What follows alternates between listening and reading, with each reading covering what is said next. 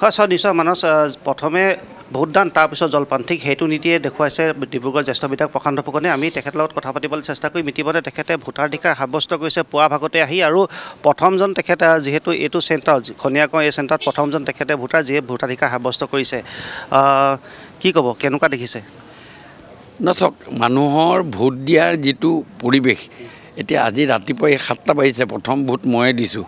এটা পৰিৱেশ আছে, মানুহে লাইন পাতিছে, সকলোখিনি আহিছে, আৰু মই ভাবিছোঁ যে এই ভোটে যদি এইটো ৰেটিঙত চলি থাকে আমাৰ প্ৰায় 80% মান ভোট দিয়া হৈ যাব, আৰু এটা ভাল পৰিৱেশ হৈছে, সুন্দৰ বতৰো খুব ভাল হৈছে, আৰু মই ভাবোঁ যে এই ভাল যিমান ভোট বেছি ভোট দিয়া হ'ব সেইবোৰ ভাল হ'ব বুলি মই ক'ব খুজিছোঁ।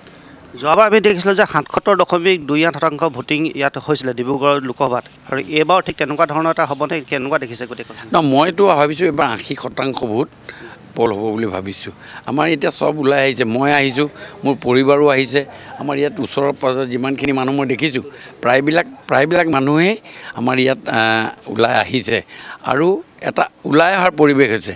আজি নিৰ্বাচনৰ যে গণতন্ত্ৰৰ যি উৎসৱ, এই উৎসৱটোত সকলোৱে সহযোগিতা কৰিছে।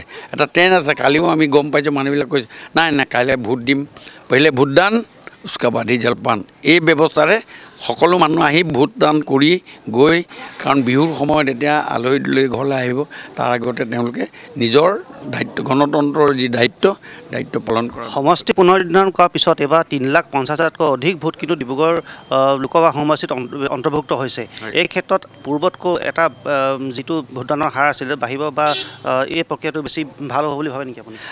চাওক, ভোট প্ৰত্যেক বছৰে বাঢ়ে, এই বছৰো বাঢ়িছে। এই যি বঢ়া ছিষ্টেম আছে, এই ছিষ্টেমৰ লগত তেওঁলোকৰো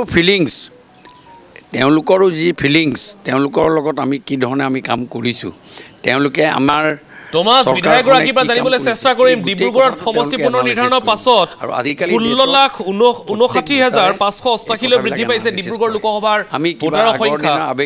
এতিয়া তেওঁ কৈছে যে ভোটাৰৰ সংখ্যা বৃদ্ধি পাব, ই আচলতে শাসকীয় পক্ষটোৰ বাবে ভাল নে বেয়া? মানুহক দিব লাগিব, দলং এখন বনাইছে, তাৰ ৰিয়েকশ্যন হ'ব, এই নতুন ভোটাৰৰ ৰিয়েকশ্যন হ'ব। এটা নতুন ভোটাৰৰ কাৰণে আমি যিবিলাক আঁচনি লৈছোঁ সেইবিলাকৰ পৰাও আমাৰ প্ৰভাৱ পৰিব ইত্যাদি। এই ধৰণৰ কথাৰে প্লাছ মাইনাছ সকলোখিনি কথাৰে এটা ভাল পৰিৱেশ সৃষ্টি হ'ব।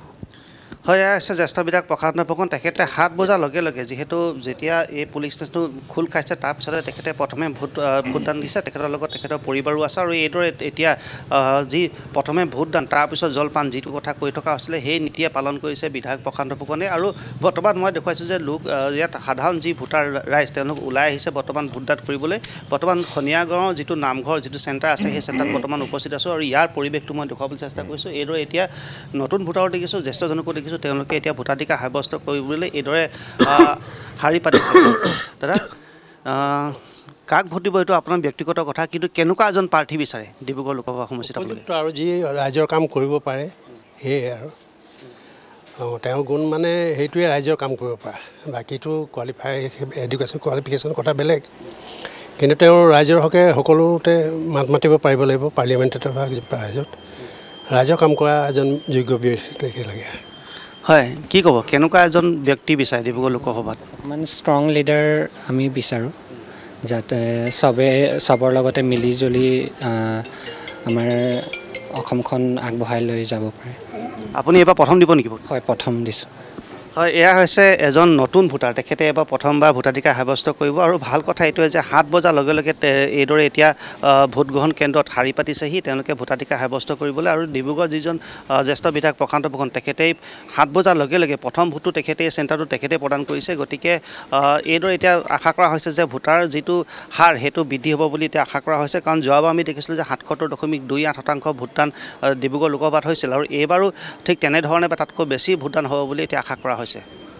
মানস টমাছ, এই মুহূৰ্তলৈ ধন্যবাদ, কাৰণ আজি দিনজোৰা কাৰ্যসূচী কেৱল নিৰ্বাচন আয়োগৰ বাবে নহয়, ND24ৰ বাবেও আমি প্ৰত্যেকটো খবৰ একেবাৰে পুৱা 7 বজাৰ পৰা সন্ধিয়া 5 বজালৈ আৰু তাৰ পাছতো আমি দি যাবলৈ চেষ্টা কৰিম। গতিকে এই মুহূৰ্তত টমাছক ধন্যবাদ জ্ঞাপন কৰিছোঁ।